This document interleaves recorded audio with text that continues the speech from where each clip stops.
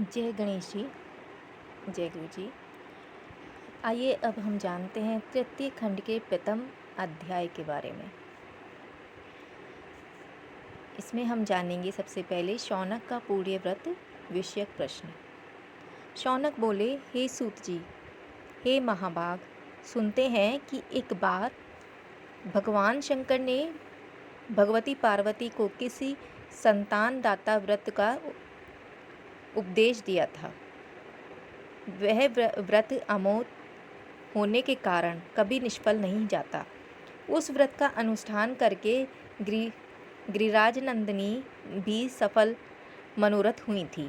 हे प्रभु, आप उस उपाख्यान के भी पूर्ण जानकार हैं, अतः उसे मेरे प्रति कहने की कृपा कीजिए।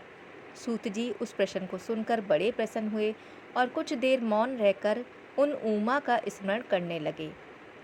तभी शौनक जी ने देखा कि उनके नेत्रों से प्रेमाश्रु निकल रहे हैं।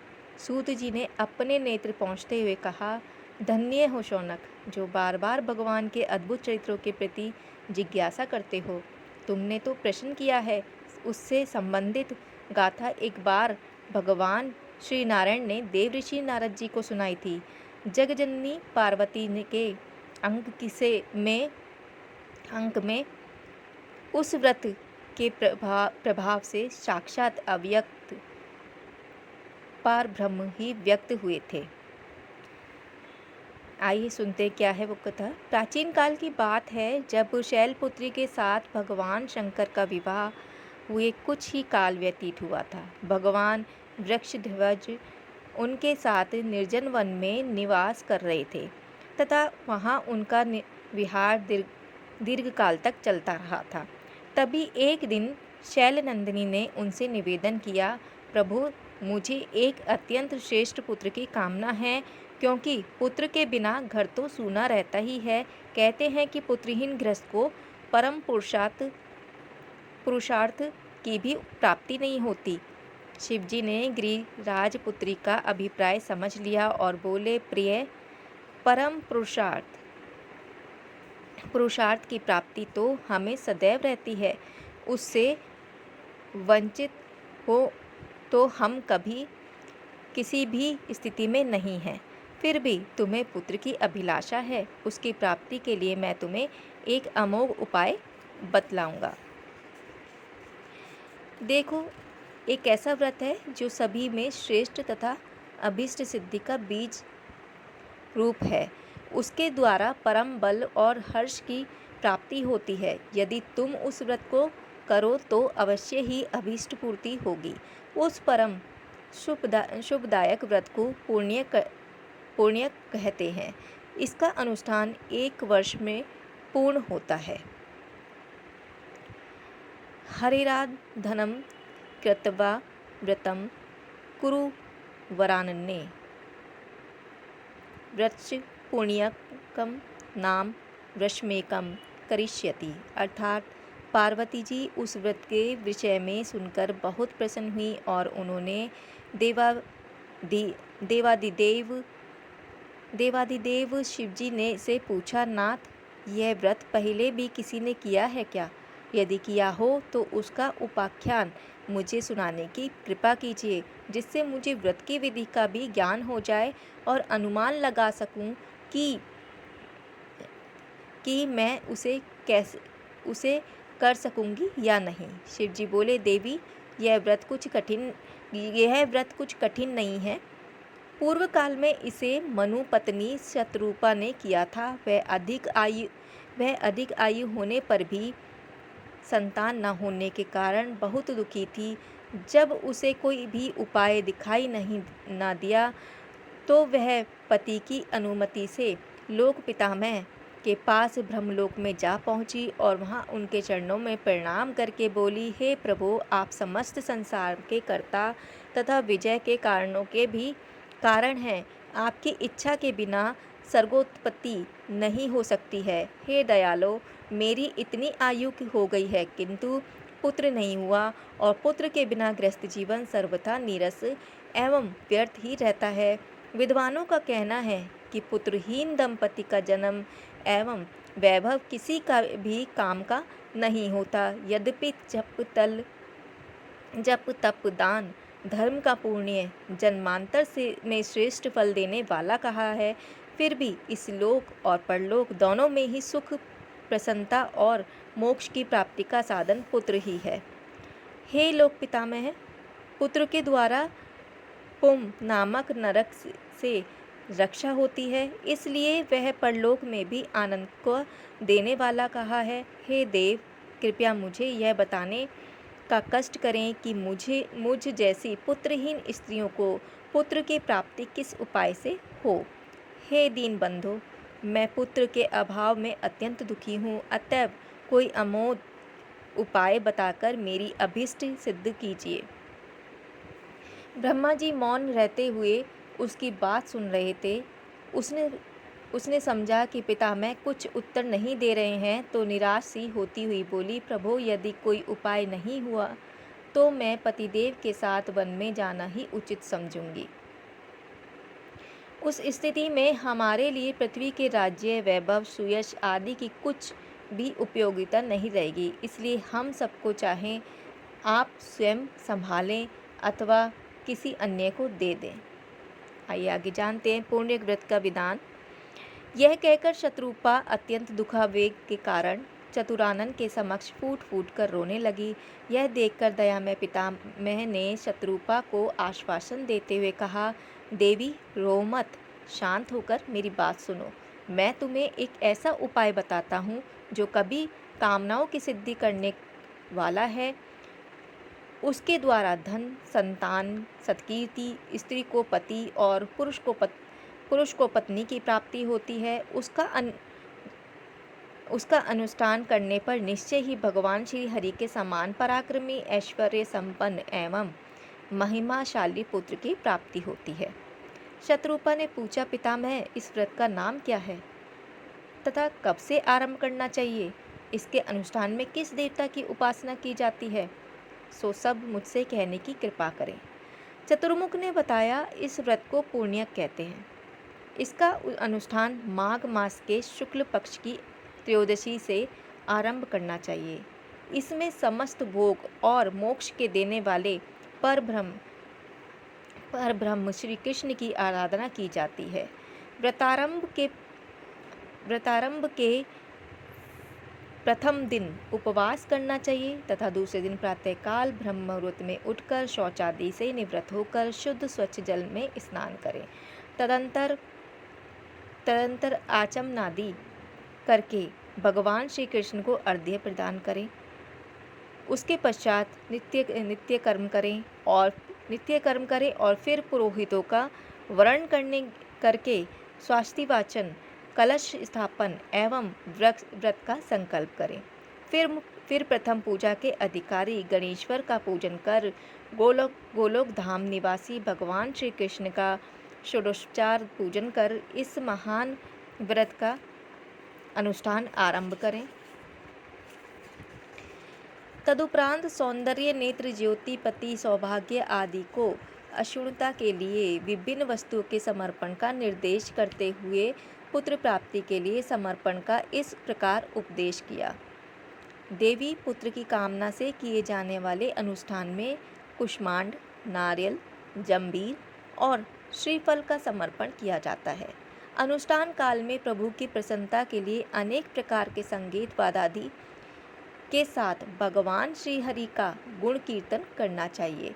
उनकी विशेष कृपा प्राप्त करने के लिए सुगंधित पुष्पों की 1,00,000 मालाएं अर्पण करें। उसके पुष्प सुंदर, स्वच्छ एवं बिना टूटे हुए हों। प्रभु को भोग रूप में अनेक प्रकार के मधुर एवं सुस्वादु व्यंजन समर्पित करने चाहिए। भगवान की परम प्रसन्नता प्राप्त करने के लिए तुलसी दल युक्त शुभ गंध से समन्वित पुष्प भेंट करें। यदि जन्म जन्मांतर में धन धान्य की समृद्धि की कामना हो तो नित्य प्रति 1,000 ब्राह्मणों को तृप्ति कर भोजन करावें और दक्षिणा दें। नित्य प्रति पूजा काल में प्रभु विग्रह के चरण कमलों में सुगंधित पुष्पों की 100 अंजुलियां समर्पण करके प्रणाम करना चाहिए। व्रतारंभ से 6 मास तक अंगहीन धान, मूंग, मटर, जौ, तिल, साठी चावल, तिन्नी, दूध, घृत, शर्करा, घी में पकाया हुआ अन्न, लौंग, पीपल, जीरा, सेंधव, समुद्र लवण, मूली, बथुआ, इमली, आम, संतरा, कटहल, केला, हरड़, आंवला इत्यादि हविष्यान्न का सेवन करें। फिर 5 मास तक मधुर फलों का आहार और 1 पक्ष तक हविष्य का आहार करें। शेष 15 दिन तक निराहार रहें, केवल जल का ही सेवन करें। रात्रि में भी कुश के आसन पर जागरण करें तो अधिक फल होगा। व्रती को स्वयं से रहते हुए केवल श्रीहरि में ही ध्यान लगाए रखना चाहिए। व्रत पूर्ण होने पर उसका उद्यापन करें। उसमें 308 डालियों में उत्तम उपहार रखकर उन सबको सुंदर वस्तुओं से ढककर दान करें। भोजन के पदार्थ और यज्ञोपवीत भी दें तथा 1308 ब्राह्मणों को भोजन करावें और घृत की इतनी सी आहुतियों से हवन करें। कार्य की संपन्नता होने पर दक्षिणा में 1308 सोने की मुद्राएं तथा अन्य प्रकार की भी दक्षिणा देनी चाहिए। लोक पितामह से पुण्यक व्रत एवं उसकी विधि सुनकर शत्रुपा बहुत प्रसन्न हुई और उन्हें प्रणाम करके अपने स्थान पर लौट आई। उसने एक परम शुभदायक पुण्यक व्रत का विधि पूर्वक अनुष्ठान किया। उसी व्रत के प्रभाव से उसे प्रिय व्रत और उत्तानपाद नामक 2 सुंदर, यशस्वी और अत्यंत पराक्रमी पुत्रों की प्राप्ति हुई।